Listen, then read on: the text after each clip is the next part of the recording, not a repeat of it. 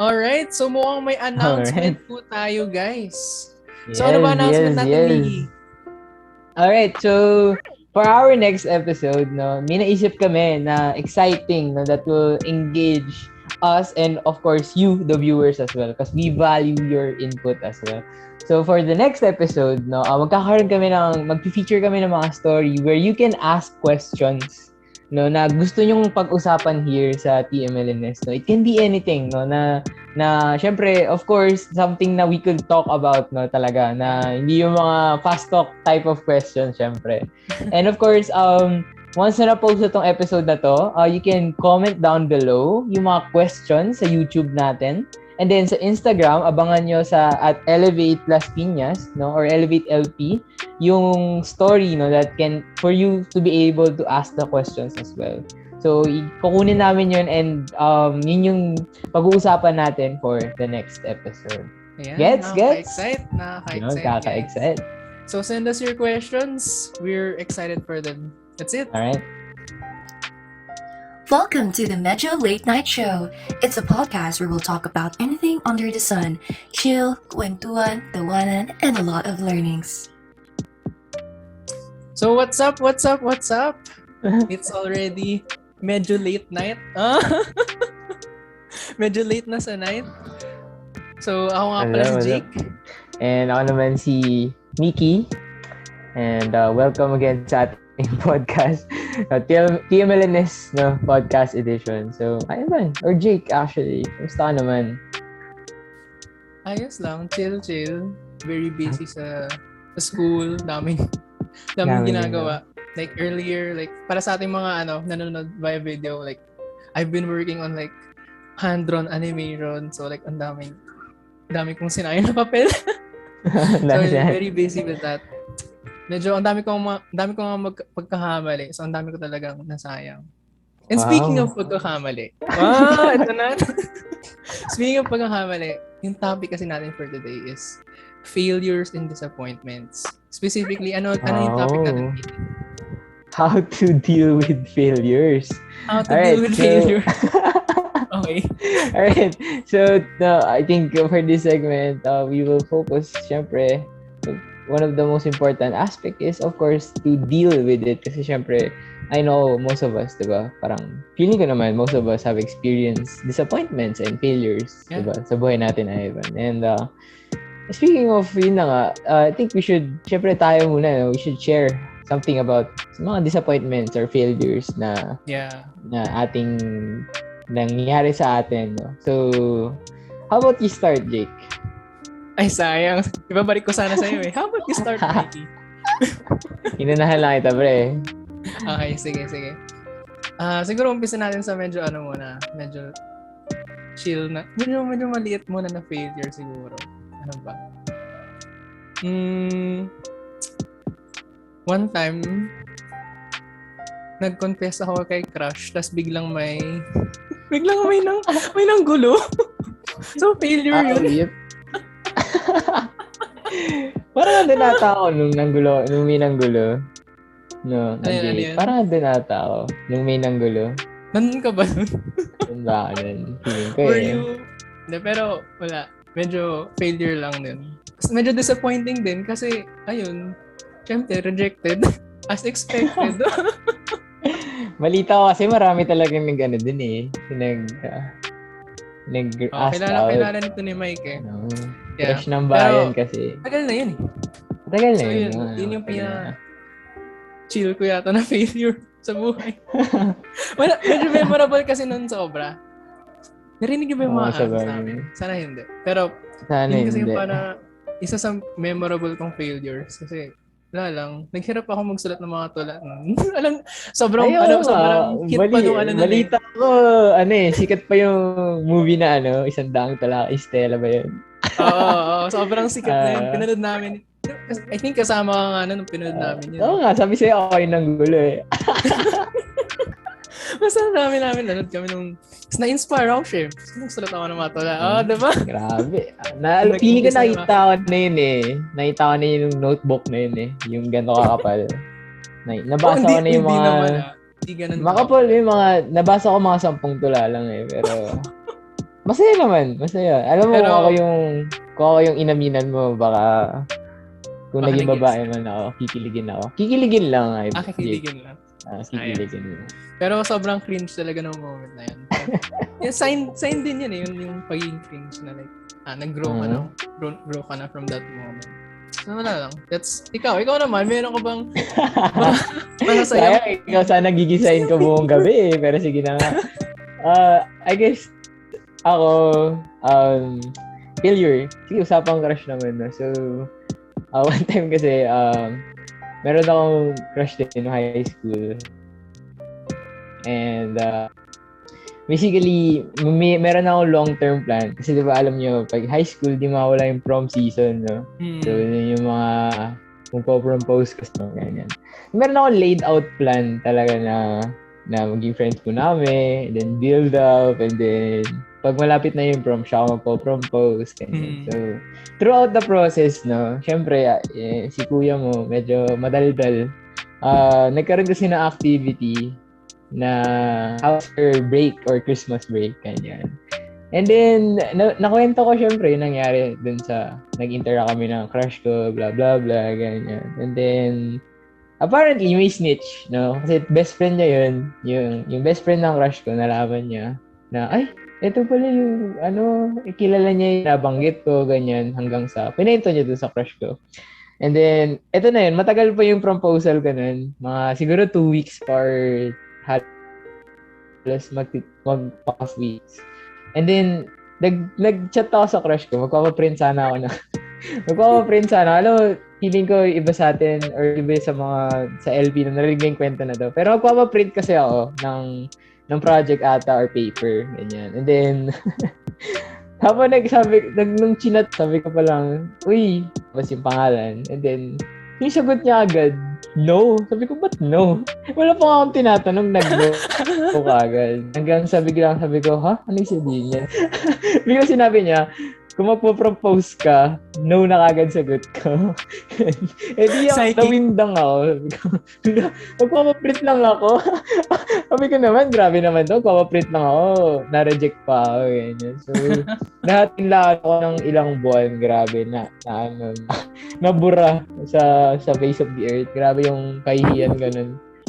Kasi andun na lahat eh. Flowers, chocolate, ganyan. Tapos at least ako hindi 100 yung tula ko. No? Meron lang isang letter.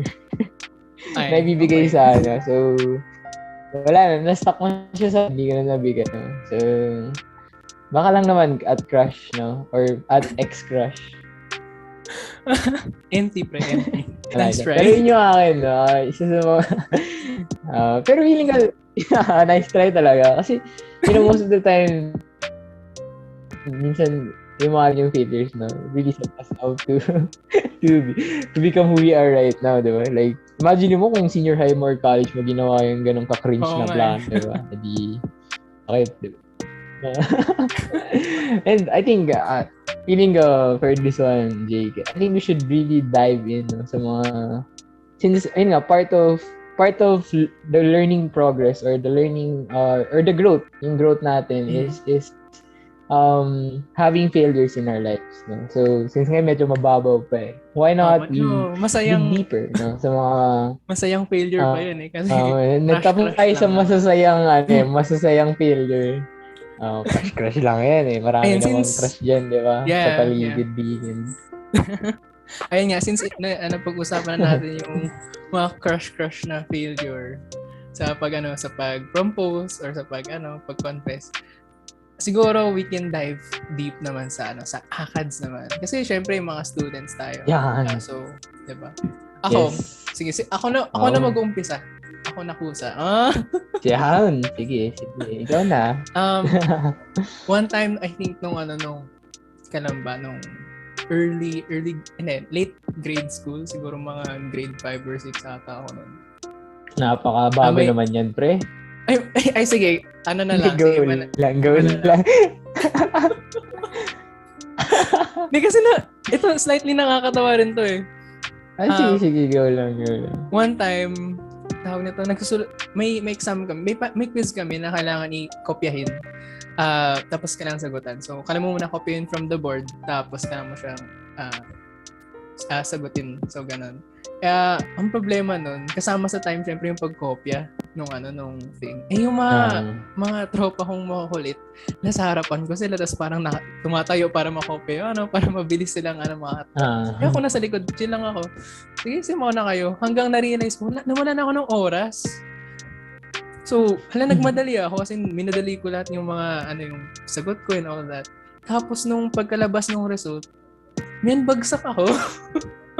Kasi parang 50% lang yung nakuha, parang mga 12 or 24. Mga ganun lang yata yung nakuha ko dun sa quiz na yun. Ako sobrang as an achiever, wow. Syempre, achieverist yan. medyo grade conscious talaga ako noon, especially nung grade school. Like, sobrang, ang sakit. So, makaawa ako dun sa teacher namin. Tapos, sir. Paano yung makaawa? Sample nga. Sir, bigyan niyo po ako. Please lang. Tapos, ayun, in-explain ko yung situation. So, ayun, binigyan niya ako ng chance. So, ayan, sige. Binigyan niya ako parang 10 minutes. Sige, ulitin ko yung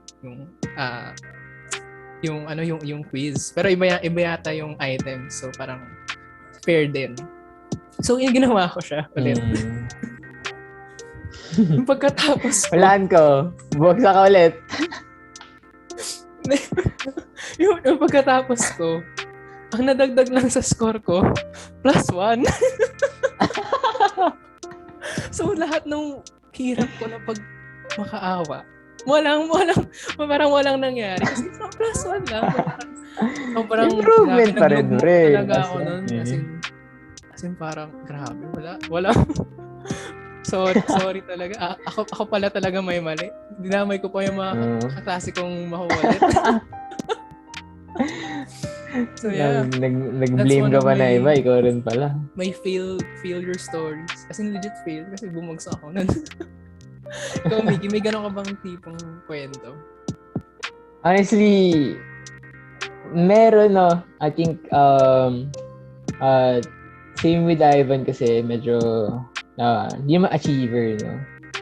Meron kasi kaming mga math contests before na sinasaba kami, tinitrain kami hanggang sa mag-compete kami internationally, ganyan. And so kasi yun, so grade 9 yun, or grade 8 actually, nung nagkaroon ako ng parang deep run, no, sa math training ko. Talagang on fire, kumbaga sunod-sunod yung training, lagi nakakapasa, ganyan. And then, hanggang sa nag-compete na kami internationally, and then nanalo ako. So, that time, no, sobrang tuwang-tuwa ako, kasi syempre first time, no, parang first time mag-compete internationally, tapos nanalo ka kaagad, and kumbaga sa standards ng parang okay pa yung results, ganyan. So, sobrang natuwa ako, ganyan. And then, syempre, nag-grade 9 na. So, naisip ko na naman, syempre, inisip ko parang kaya ko i-ride yung wave, no? Syempre kasi, nasa peak na ako ng aking math journey, kumbaga. Right. Sabi ko, tutuloy-tuloy ko na to. Training ulit, training. And then, sa phase 3 ata or phase 2 ng training, kasi may mga different phases siya during summer. And then, I think na-experience mo rin yun na, Ivan, no? Yung mga phase na yun, yung sa training natin, yeah. And then, yung parang second to the last phase, no, bago mag-compete internationally, hindi ko siya napasa. And, yung kwento pa nun, no? So yung exam doon, 4 kami sa table, magkakatapat, and then, basically, sasagot kami. So sobrang busy kami magsagot. Talagang may time pressure and everything. So, ako medyo confident ako sa sagot ko kasi, kumbaga, I've been there, no? Parang I've experienced it na first hand, and sabi ko parang hindi na siya ganun kahirap like before, ganyan. And then nandun na, yung parang magsasabi na ng result, no? Yung 4 na nandun, Ako lang hindi nakapasok. So yung tatlong nandun, nakapasok sila. And then sabi ko, nagtanong tuloy ako, sabi ko, pre, ano ba yung mga nakuha niyong sagot? Siyempre after exam, normally, di ba, feeling ko naman tayo nung high school, Yeah. nagkaroon na tayo ng face na, pre, ano sagot mo dito after no exam? So nagtanong din ako, sabi ko, parehas kami ng sagot. And then sobrang nagtaka talaga ako na, siyempre, gusto ko man tanongin yung admins, yung mga teachers na nag-check. Pero kasi wala nang silang control doon, no? Parang sabi nila, the decision is final. Sila na yung mga nakapasa. So, I didn't teach the quota.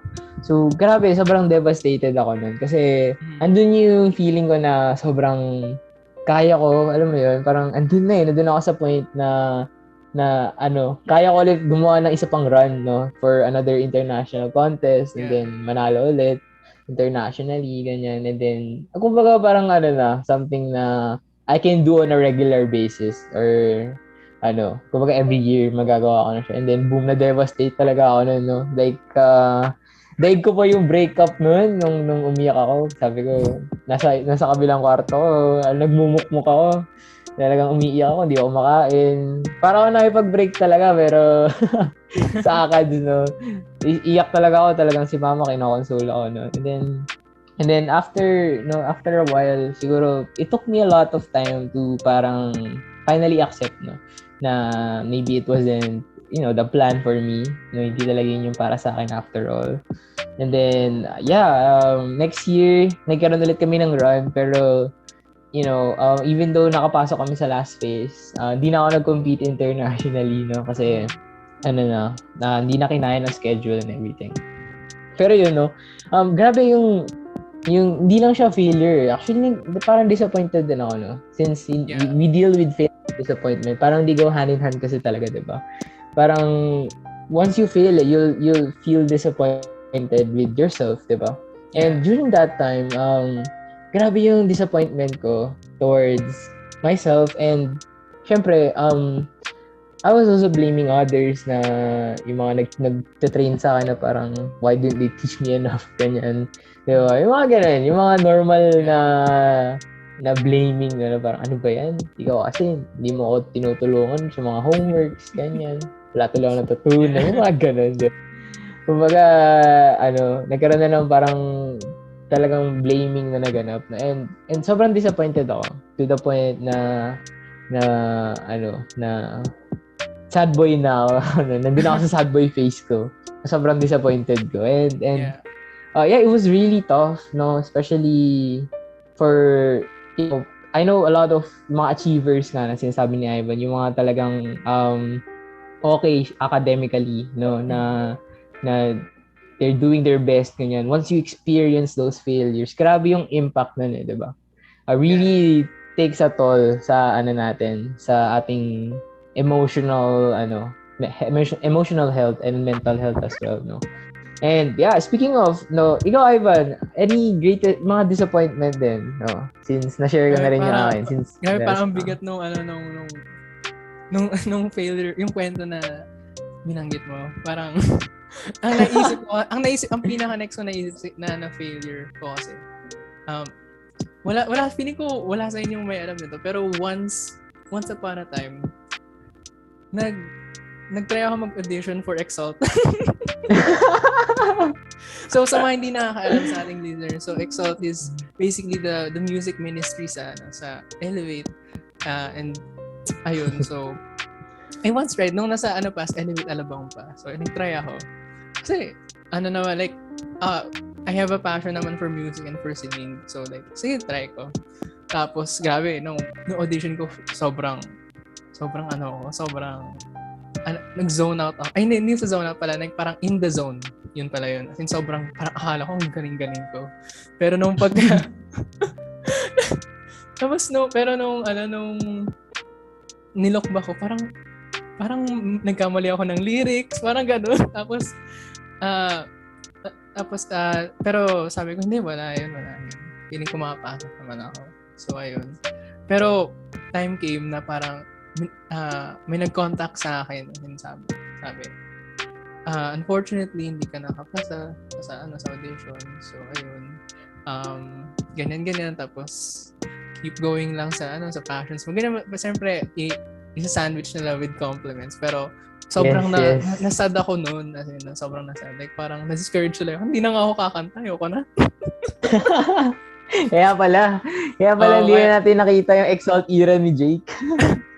kaya wala akong Exalt era dahil dun sa ano. Pero, ano naman, like, I learned from that. Like, parang like, na hindi ako ma-discourage. Siyempre, like, although, wala ako sa ministry, sa Exalt ministry, like, I still like to sing. Like, as in, hindi ako ganun discouraged. I still do my best to, like, parang, train my voice, parang ganun. Kasi, syempre, passion ko nga. So, ayun, I didn't let myself get discouraged. Ako kasi, like, personally, like, I experience a lot of failures.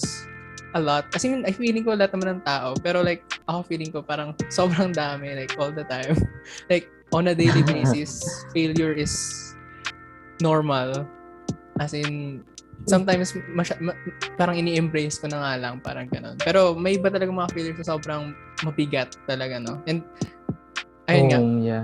Like, actually, ang ganda nung kwento mo, Miki, eh. Like, regarding dun sa math comp na like, you were hoping na maka-international ka ulit. May ganun din kasi akong sort of kwento, pero ano ba to? How will I say this? I remember I also went to an international math competition sa Malaysia, and then sobrang saya na experience. Kasi team competition din siya. So like I also got to meet with yung magagaling sa math. Kasi mas magaling sa akin ng sobra. As in, parang feeling ko ako yung bottom of the barrel doon. Pero sobrang fun. Sobrang ganda ng experience. And then, nanalo kami doon. As in, sobrang grabe. Nanalo kami. As in, we won. As in, yung team namin, we won parang third overall. Ay, hindi, parang second nga overall. Parang grabe. Ganun pala ang galing naman nun sobra. Tapos ako naman like parang individually like I won a silver medal. Like, grabe, wow. Ang grabe, Lord. Sobrang, I remember dun sa like parang hotel na stinayan namin, like talon-talon na ako sa bed. So sobrang saya. So like, grabe, I was riding that high as well. And then, so syempre I wanna continue. Like, grabe kinaya ko palang manalo ng ganito. I also wanted to continue. And then, ayun, I tried again internationally. This time sa Japan. Tapos ito medyo masakit kasi I did my best sa training. 'Di ba may mga training as you mentioned? I did my best. We do our best. Pero at the same time parang I have also had this feeling na parang feeling ko mas mahirap na yung since parang like nag-step up ako ng parang isang year, 'di ba? Kasi like next year na yung parang competition na ito. So parang feeling ko mas mahirap na siya. So I thought to myself like maybe I should train more, parang ganun. Pero at the same time parang enough na to eh. So I was stuck in that dilemma na parang na maybe sige, okay na to. Ganun na lang. Parang yun na naging decision ko. So I became a sort of complacent. I didn't realize na parang yun yung magiging downfall ko dun sa competition na yun. Kasi, wala akong napanalo na. Wala akong nakuha dun. So, sadly, like, sobrang halang sayang naman. Like, all because of that. So, sobrang, from that high, like, na nanalo ako second, yung team, like, second place. Bilang sa next competition, wala at all. Hindi man lang maka-bronze. As in, iba yung bagsak.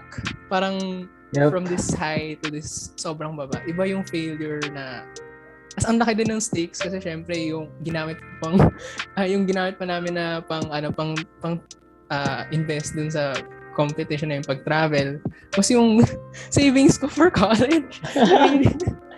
So like, oh no. Pero na naman, like, hindi naman ganun kalaki. Pero like, we had to take money from yung savings.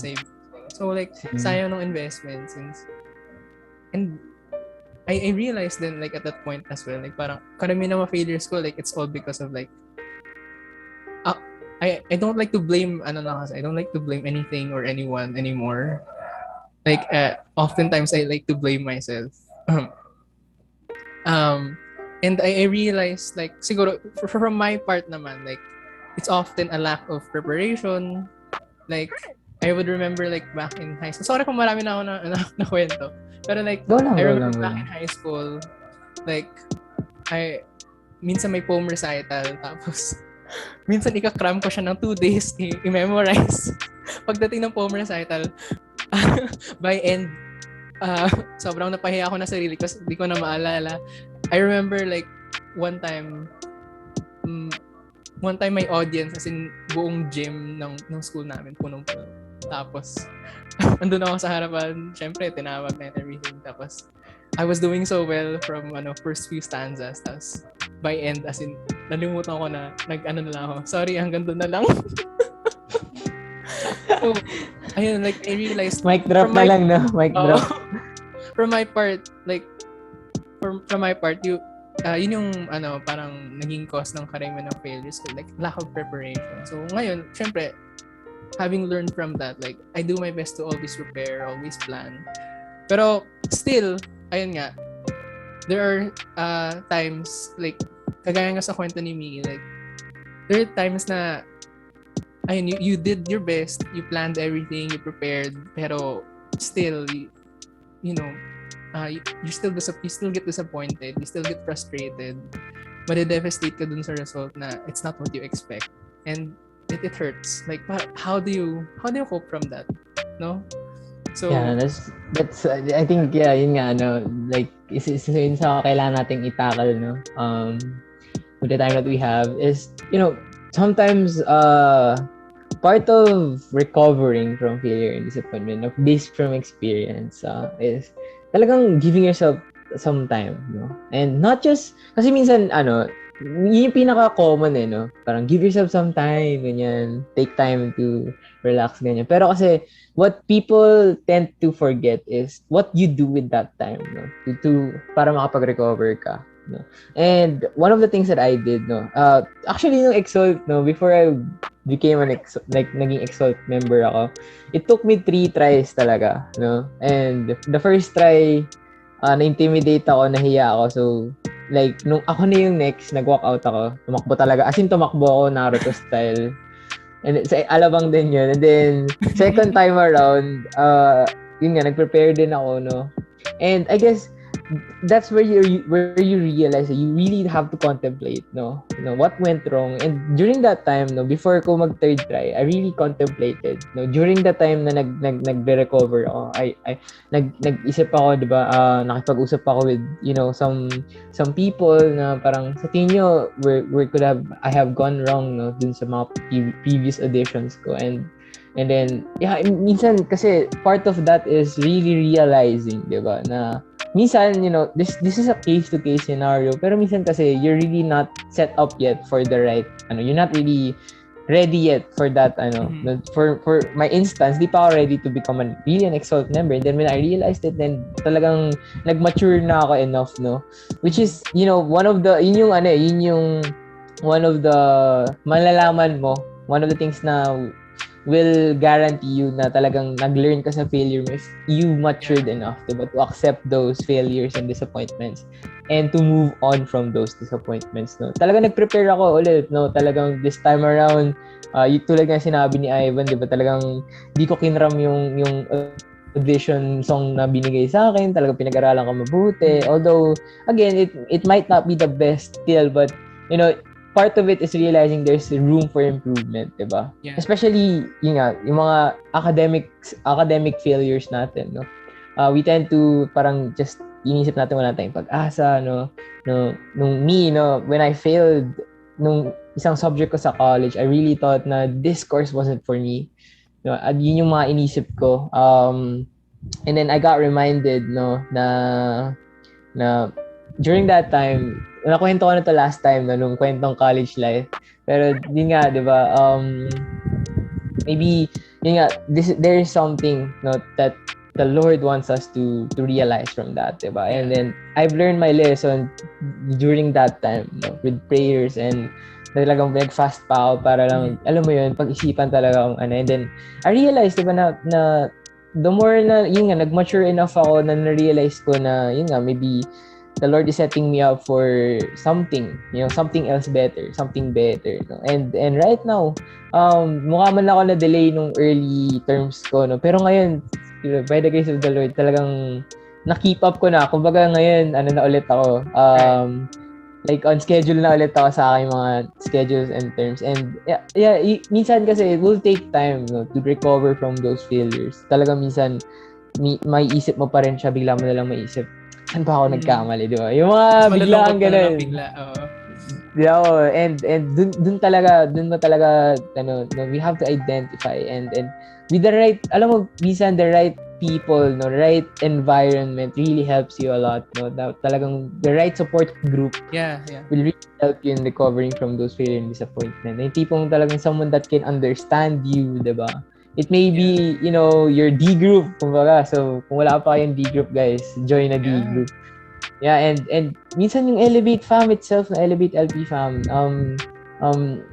I've been through a lot of tough times, no, during hanggang ngayon, and most of the time, no, Elevate has really helped, no, in terms of the support needed, emotionally, mentally, and even spiritually, no. Kasi we are brothers and sisters here in Christ, no. So talagang nagkakaintindihan, kumbaga. How about you, Ivan? Yeah. Speaking of support group, naalala ko rin talaga, like, ayun nga, actually may maganda akong lesson na naalala siguro. Ayun nga, I think this is for all people na masyadong grade conscious or malang achiever, mga ganong type of people. I remember, di ba, I shared some moments where yung nag-fail ako sa math quiz na yun, like isa lang and everything. As in, sobrang nasad ako nun. Mind yung bata pa ako nun. Pero, still, nasad ako nun. And I remember, like, siguro one recollection ago, or yung retreat, hindi ko in-expect, nagbigay yung parents ko ng letter. As in, surprise letter from parents. Minsan, like, kapag medyo later high school ka na, like, ina-expect mo na. Pero, at that point, hindi ko talaga siya in-expect. And sobrang ganda nung sinabi sa akin ng parents ko. As in, they realized na medyo na-pressure nila ako sa aking studies and everything, sa aking academics, na to really push me to do my best and all. Pero ang ganda nung sinabi nila na they really like parang ended it yung letter with na parang sinabi nila is you are enough. Parang okay ka na. You don't have anything else to prove. Like okay, you're still our son. Parang ganon. So sobrang from my parents, like sobrang laki yun as na support from them. As in sobrang na clear up lahat nung parang yung parang sakit na in terms of like failures ko before, especially academically. Kasi sobrang malaking bagay yun from them. So that was a beautiful thing. And for dun sa mga nakikinig natin, like same to you guys. You guys are enough. Ayan.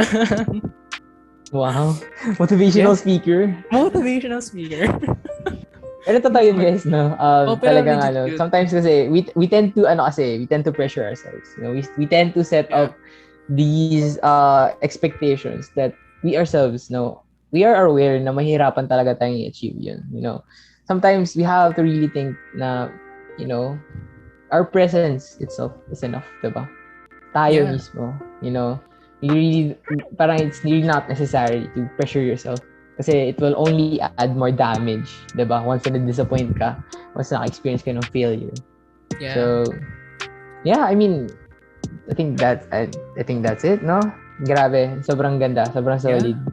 Yeah, very solid. And again, thank you guys, for tuning to our episodes. So right now we are at our episode 4 or 4th episode, and we really appreciate you, for listening to our podcast. Yeah. Now, Ivan, and to add lang, bago na kay Jake ulit, we want you guys to stay tuned for the next episode, which is every other week. So, ang TMLNS natin is every other week. And you can listen it on Spotify, YouTube, Facebook, and many more, no, na pwedeng Yeah. mga social media na websites or sites or apps, no? Right, now for announcements. Yeah, so we want to encourage you guys. Minention namin earlier na we really want to encourage you to join a D group or an Elevate group. Basically, this group is a group of boys or girls na basically they'll just hang out. You'll talk. You'll be each other's support group. Basically, you'll walk together in life as this one group, where you can grow spiritually, mentally, emotionally together. Parang ganon. And sobrang nakaka-bless to guys. And also we want to other announcements. We have ELP activities such as OIS every Saturday at 3 p.m. and Miraclets every Wednesday at 7:30 p.m. So, see you guys there, as in marami kayong matutunan doon. Ayan. All That's right, I it. think that's it for tonight. Thank you No, guys. Thank again, you guys so much. thank you very much. And I am Mickey. And I am Jake. And And welcome to that's TMLNS. See ya. and that's it. Huh? And That's that's it. the Medyo Late Night Show. Huh? Alright. Bye. All right. Bye, guys. And that's it for this week's episode. Don't forget to follow us on our FB, IG, and YouTube channel at Elevate LP.